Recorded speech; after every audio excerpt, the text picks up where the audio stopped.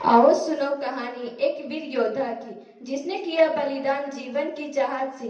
14 फरवरी वहां पुलवामा की धरती पर जवानों ने लहराया देश का जोर। आतंकियों की साजिश थी कायम हर ओर, पर जवानों ने नजरें जमाई। खेला बहुत ही बड़ा खेल, बहुत ही भारी परिणाम।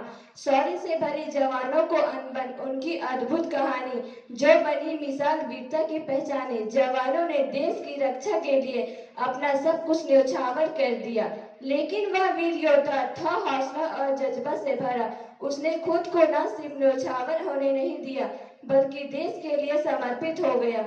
उनकी बलिदानी यादों को हमेशा याद रखेंगे हम। उनकी वीरता की कहानी हमारे दिलों में बसी रहेगी।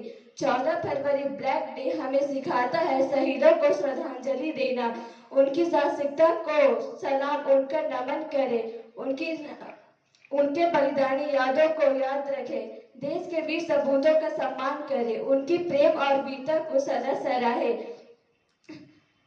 तो धन्यवाद। हाँ, हंसो मत।